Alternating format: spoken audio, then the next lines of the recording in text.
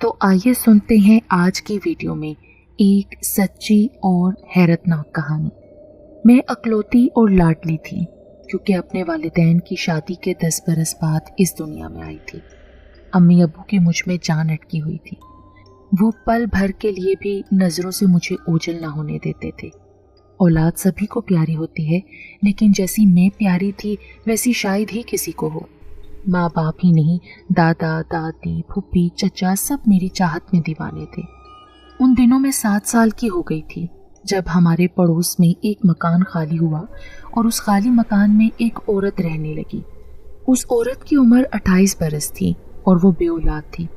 شروع میں اس کے حالات کا کچھ پتہ نہ تھا، لیکن جب امی کے پاس اس نے آنا جانا شروع کیا تو اس نے بتایا کہ شادی کو 10 سال گزر چکے ہیں۔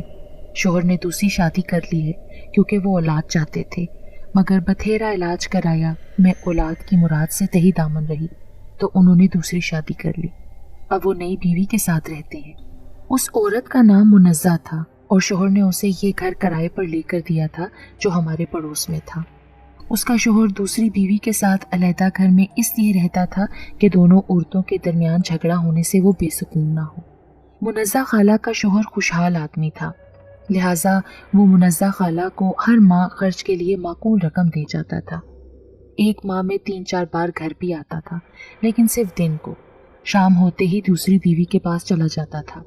وہ رات کو خالہ منزہ کے ساتھ اس وجہ سے نہیں رہتا تھا کہ اس کی دوسری بیوی نے قسم دے رکھی تھی کہ اگر تم پہلی منکوحہ کے گھر ایک رات بھی رہے تو میں تم سے طلاق لے لوں گی۔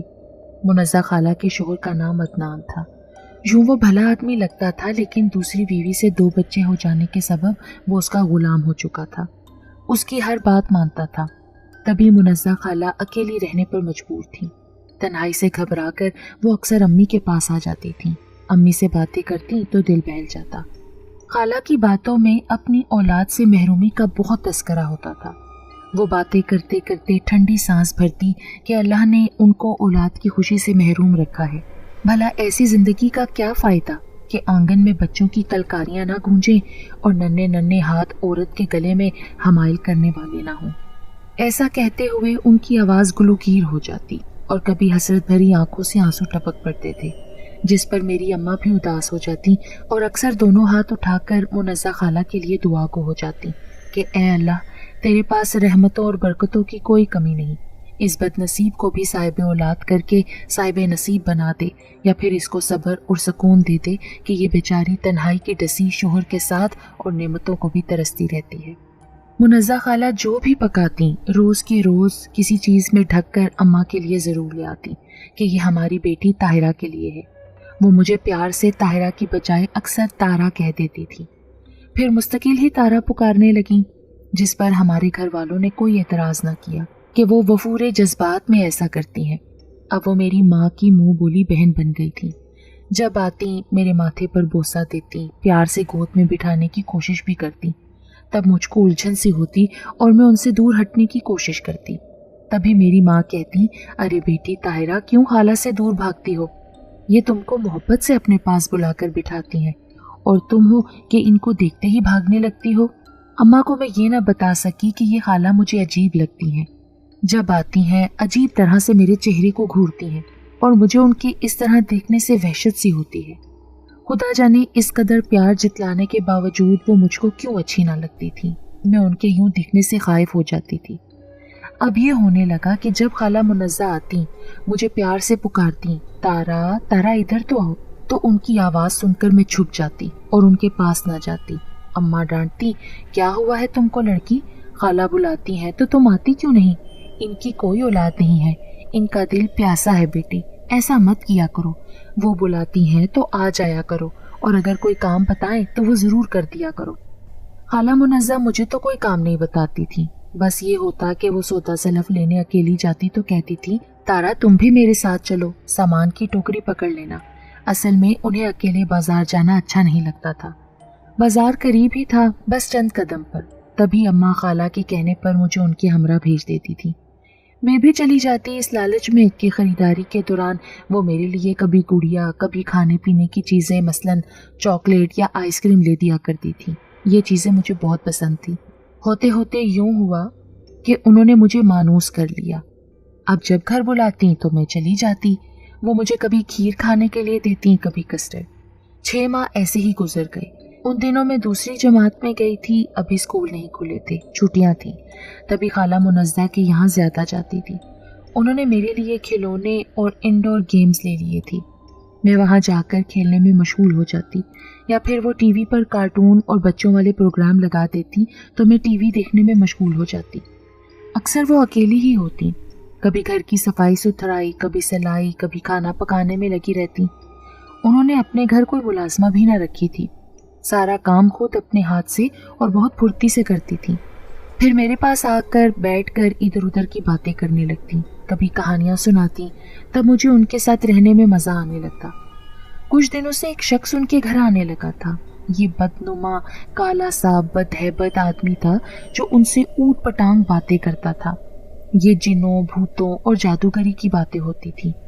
جب یہ دونوں اس قسم کے موضوعات پر بات کرتے تو میرے کان ان کی طرف کھڑے ہو جاتے, کیونکہ اب میں اتنی تو سمجھدار تھی کہ جادو ٹونے اور بھوت پریت کے بارے میں کسی کہانیوں پر کان دھروں. یہ بچوں کے دلچسپ موضوع ہوتے ہیں. میں عام بچوں سے زیادہ ذہین تھی, کیونکہ گھر میں پیار اور ایک پرسکون ماحول ملا تھا. طبیعت میں ٹھہراؤ اور سلجھاؤ تھا, معاملہ فہمی بھی تھی. بس میں اس شخص جس کا نام مطیع اللہ تھا, اس کی اور خالہ منزہ کی گفتگو غور سے سنتی رہتی. بظاہر ٹی وی دیکھنے میں مشغول ہوتی, لیکن کان ادھر لگائے رکھتی تھی. مطیع اللہ کوئی نارمل آدمی نہ تھا. اس کا تعلق دراصل جادو سے تھا. وہ چلے وغیرہ کی باتیں کرتا اور خالہ کو کہتا کہ تم بے اولاد ہو, چلے کاٹو, اس میں تمہاری رہنمائی کروں گا. موکل تمہارے تابع ہو جائیں گے, پھر جو چاہو گی ہو جائے گا. تم اپنی سوتن کو نیست و نابود کر سکو گی, اور شوہر بھی تمہارے قدموں میں آ کر گرے گا. خالہ مطیع اللہ کی باتوں سے بڑی مرعوب اور متاثر ہو جاتی تھی, مگر شاید وہ خوفزدہ بھی ہوتی تھی. تبھی کہتی, نہ بابا, ایسا کشٹ مجھ سے نہ کٹے گا. مجھ کو کسی کو نیست و نابود نہیں کرنا. البتہ خواہش ضرور ہے کہ اللہ مجھے ایک بچے سے نواز دے, چاہے وہ بیٹا ہو یا بیٹی. ایک روز مطیع اللہ نے کہا کہ اگر تم کہو تو میں کسی ہسپتال یا کلینک سے ہی کوئی نوزائیدہ بچہ لا دوں. تم اسے گود لے لینا اور پال لینا, لیکن 50,000 دینے ہوں گے. خالہ بولی, نہیں بھائی, ایسا میرا شوہر نہیں چاہے گا. اپنی کمائی کسی اور کی اولاد کو پالنے پر خرچ نہیں کرے گا, اور نہ ہی اپنی جائیداد میں سے اس لے پالک کو کچھ دے گا. وہ تو اس معصوم کو ولدیت کے خانے میں اپنا نام تک نہ لکھوائے گا. پھر بھلا میں کیسے نوزائیدہ یا لاوارث بچے کو گود لے سکتی ہوں؟ میں اکثر سوچتی تھی کہ آخر خالہ اور اس شخص مطیع اللہ کا آپس میں کیا رشتہ ہے جو یہ ان کے پاس آتا ہے, گھنٹوں بیٹھا رہتا ہے. خالہ اسے کبھی کھانا کھلاتی تھیں, بہت زیادہ خاطر مدارات کرتی, بلکہ بہت دفعہ میں نے اس آدمی کو خالہ منزہ سے رقم بٹورتے بھی دیکھا تھا. باتوں کے تعلق کے علاوہ میں نے کبھی ان دونوں کے درمیان کوئی غلط بات یا بری حرکت نوٹ نہیں کی تھی. یہ ایک فاصلے پر بیٹھ کر بس جادو ٹونے کی باتیں کیا کرتے تھے. لگتا تھا کہ خالہ منزہ کو اس آدمی نے کالا جادو سکھانے کا تہیہ کر لیا ہے. تبھی وہ ان کو عجیب و غریب عمل کرنے پر اکساتا تھا. کبھی کہتا کہ کالے بکرے کا سر لاؤں, اس پر رات کے 12 بجے فلاں منتر پڑھ کر 40 دن کا عمل پورا کرو گی تو سمجھ لینا کہ مراد پالو گی. اور خالہ جواب دیتی, نہ بھائی, ایسے سخت چلے مجھ سے نہ ہوں گے, یہ تمہیں مبارک ہوں. مجھے تو بس کوئی ایسی آسان ترکیب بتاؤ کہ اللہ میری گود ہری کر دے اور تارا جیسی خوبصورت بچی عطا کر دے. کچھ دنوں سے میں یہ محسوس کر رہی تھی کہ مطیع اللہ جب آتا اس کی توجہ مجھ پر ہوتی. وہ عجیب نظروں سے مجھے دیکھنے لگا تھا. ایک روز اس نے خالہ کے کان میں سرگوشی کی کہ میری گرو کا کہنا ہے, اگر منزہ جیسی لڑکی چاہیے تو میرے پاس آ کر حاضری دے. ایسی ترکیب بتاؤں گی کہ مراد سے جھولی بھر جائے گی. اس کے بعد خالہ مطیع اللہ کے ساتھ رکشے پر بیٹھ کر کہیں جانے لگی. ایک بار مجھے بھی کہا کہ تم بھی ساتھ چلو, واپسی میں تم کو گڑیا کا گھر لے کر دوں گی. مجھے تو مطیع اللہ سے ڈر لگتا تھا, لیکن گڑیا کے گھر کا لالچ دل میں آ گیا تو میں ان کے ساتھ چلتی. اماں تک سے نہ پوچھا, کیونکہ اکثر خالہ کے ساتھ بازار جاتی رہتی تھی, تبھی اماں کی خفگی کا خوف نہ تھا. مطیع اللہ ٹیکسی دروازے پر لایا. وہ آگے ڈرائیور کے ساتھ بیٹھ گیا اور میں پچھلی نشست پر خالہ کے ساتھ لگ کر بیٹھی تھی, کیونکہ اب خالہ پر اعتبار آ چکا تھا اور ان سے بہت میں مانوس بھی ہو چکی تھی. کافی لمبا راستہ طے کرنے کے بعد ٹیکسی ایک انجان جگہ ایک مکان پر رکی. مطیع اللہ اترا اور خالہ سے کہا کہ تم بھی اترو, میری گرو کا گھر آ گیا ہے. जब हम अंदर गए तो एक काली और मोटी सी औरत एक नीम तारीख कमरे में बराजमान थी। दरी पर गद्दा बिछा था और वो उस पर आलती पालती मारी बैठी थी। कमर से काले रंग का गांव तकिया लगाई थी। उसके गले में मोटे काले मनकों की माला थी जिसमें कहीं कहीं हड्डियां भी परोई हुई नजर आ रही थी। औरत की आंखें सुर्ख और बाल खौफनाक तरह से उलझे हुए जाल की तरह थे। जब उस औरत ने मुझे अपनी खूनख्वार और सुर्ख आंखों से देखा तो मुझे ऐसा लगा जैसे कोई चुड़ैल घूर रही है। मेरे बदन में तो झुरझुरी आ गई और मैं खाला के पीछे छुप गई। जादूगरनी ने मतीउल्लाह के कान में कुछ कहा जो मैं ना सुन सकी। फिर मतीउल्लाह ने खाला को इशारा किया तो उन्होंने बटवा निकालकर 5,000 रुपये मतीउल्लाह को दिए जो उसने जादूगरनी के डब्बे में डाल दिए। तुम्हारा काम हो जाएगा और तुम्हारा शोहर भी तुम्हारे पास आकर रहने लगेगा। औलाद भी होगी, मगर हमारी हदायत पर अमल करना होगा। बोलो, तुम्हें मंजूर है? मंजूर है, खाला ने यूं कहा जैसे उन पर उस जादूगरनी का जादू चल गया हो, मगर उनकी आवाज मरी मरी निकल रही थी। बदबूदार और तारीक कमरे में मेरा दम घुट रहा था। जी चाहता था कि 1 मिनट जाया किए बगैर मैं यहाँ से निकल भागूं। मेरी घबराहट और खौफ को उस जादूगरनी ने ताड़ लिया। उसने गहरी नजर मुझ पर डालकर कहा, ये ठीक रहेगी, बिल्कुल ठीक है। इसे जुमेरात के रोज मगरिब के वक्त लाना है। मतीउल्लाह ने इस बात में सर हिला दिया। उस वक्त मैं इस बात का मतलब न समझ सकी, लेकिन मैंने दिल में सोच लिया कि अब कभी खाला के साथ इस खौफनाक औरत के घर नहीं आऊंगी। अल्लाह जाने ये मेरे साथ क्या करने वाली है। अगले रोज जब मैं खाला के घर टीवी देख रही थी तो मतीउल्लाह आ गया। उसने खाला मुनज़्ज़ा से कहा कि 5,000 रुपये तुमको और देने होंगे, तभी तुम्हारा काम होगा, क्योंकि जो जिन मेरी गुरु का ताबे है उसे गोश्त खाने का बहुत शौक है, उसे गोश्त खिलाना है। खाला मुनज़्ज़ा ने कोई एतराज़ न किया, बटवे से नोट निकाल कर मतीउल्लाह के हवाले कर दिए। तब उसने खाला के कान में कोई बात कही जो मैं न सुन सकी, मगर खाला मुनज़्ज़ा का रंग उड़ गया। वो बोली, नहीं नहीं मतीउल्लाह, ऐसा नहीं हो सकता। ऐसा कैसे करूं मैं? मुनज़्ज़ा बीबी, ये करना होगा, वरना चिल्ला इसके बगैर होगा और ना ही औलाद की खुशी तुम देख सकोगी। ये गुरु का हुक्म है। चिल्ला पेलोटी की अकलौती बच्ची पर ही मुमकिन है जिसकी उम्र 7 बरस हो। मगर मतीउल्लाह, तुम खुद सोचो, कितने अरमानों और मन्नतों मुरादों के बाद तारा ने जन्म लिया है और इसमें इसके माँ बाप की जान है।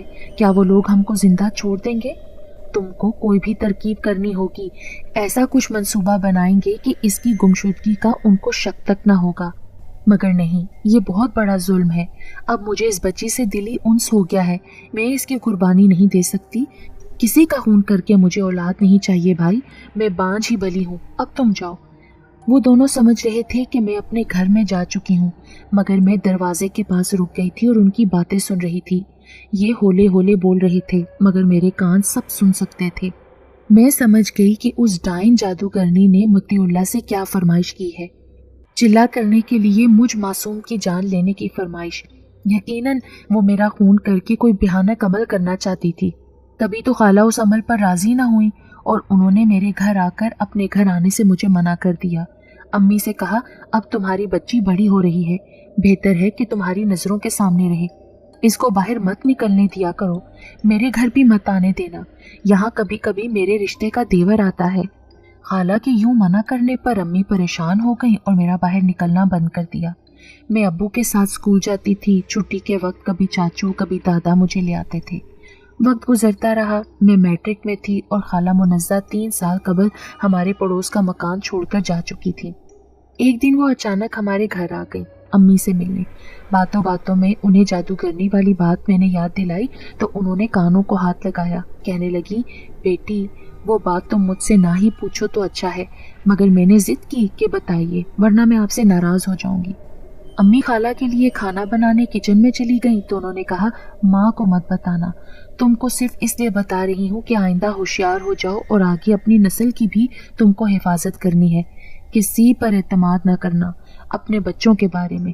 उन्होंने बताया कि वो जादूगरनी बेऔलाद औरतों को ये अमल बताती थी कि किसी की पहलोटी की अकलौती औलाद पर वो अमल करेगी, फिर उस बच्चे की लाश पर बैठकर तुम नहाओगी तो तुमको औलाद होगी। ऐसा भयानक अमल सुनकर मैं वहां से निकल भागी थी कि अल्लाह ने मेरी रहनुमाई की और उस शैतानी रास्ते पर चलने से मैं बाज आ गई, वरना कमअकल और ज़ईफ़ुल एतकाद औरतें उन जादूगरों के नरगे में आकर ना सिर्फ दौलत लुटाती हैं बल्कि ऐसे भयानक अमल करने पर भी तैयार हो जाती हैं जो इंसानियत सोस और घिनौने होते हैं। हाँ खाला, ऐसी एक भयानक खबर एक बार मैंने अखबार में भी पढ़ी थी। अच्छा बताओ, फिर उस जादूगरनी और उसके चेले का क्या बना खाला? दोनों ने ऐसा ही कोई अमल एक और बेऔलाद औरत को भी बताया था। वो कमअक्ल औरत पड़ोसन का 3 बरस का बच्चा उठाकर ले गई थी, मगर औरत ने इस बात का तस्करा अपने शोहर से भी कर दिया था। तभी जब पड़ोस से बच्चा गायब हुआ तो शोहर ने बीवी को फौरन गिरफ्त में ले लिया। बीवी ने बता दिया कि बच्चे को ख्वाब ओवर गोलियां दूध में मिलाकर उसने बेहोश करके गुसल खाने में लिटाया हुआ है और जादूगरनी को अमल करने के लिए बुलवा लिया है।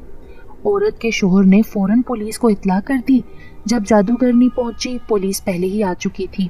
वो जादूगरनी और उसका चेला मतीउल्ला दोनों गिरफ्तार कर लिए गए, जो बेहोश बच्चे को लेने आए थे।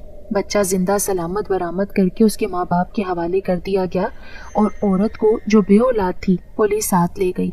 बाद में कानूनी तकाजों के मुताबिक उन लोगों से निपटा गया। सच शुक्र खाला, अल्लाह ने आपको अक्ले सलीम से नवाजा था, वरना मैं भी आज जादूगरनी की भेंट चढ़ गई होती। हाँ बेटी, अल्लाह तुझे सलामत रखे। मैं औलाद की प्यासी ज़रूर थी मगर इतनी बुरी नहीं थी। तेरे प्यार ने मेरी ममता की प्यास बुझाई थी। मैं कैसे तुझको उस डाइन के हवाले कर सकती थी? ये कहकर खाला मुनज़्ज़ा ने मुझे गले से लगा लिया। आजकल आप कहाँ होती हैं खाला जी? इस सवाल पर वो बोली, अल्लाह की करनी कि मेरी सोतन तीसरे बच्चे को जन्म देते वक्त अल्लाह को प्यारी हो गई तो मेरे शोहर मुझको अपने उस घर ले आए जहाँ वो बच्चों के साथ रह रहे थे। अब उन बच्चों को माँ की ज़रूरत थी, लिहाजा मैंने उन मासूमों को गले लगाया, उनकी परवरिश में मशगूल हो गई। बच्चे मुझसे और मैं उनसे प्यार करती हूँ। ये मेरी कोख से पैदा नहीं हुए तो क्या हुआ, मेरे शोहर के बच्चे भी मेरे ही हैं ना। वो मुझे प्यार करते हैं, मेरी इज्जत करते हैं और मैं उन पर फिदा हूँ। बेटा, ममता का भी एक अजीब रिश्ता है। औरत पता नहीं औलाद की खातिर क्या क्या करने पर तैयार हो जाती है। खैर, इंसानियत नहीं तो प्यार भी नहीं। मैं खाला की बातें सुनकर हैरान रह गई और मेरे दिल में उनकी इज्जत दोचंद हो गई।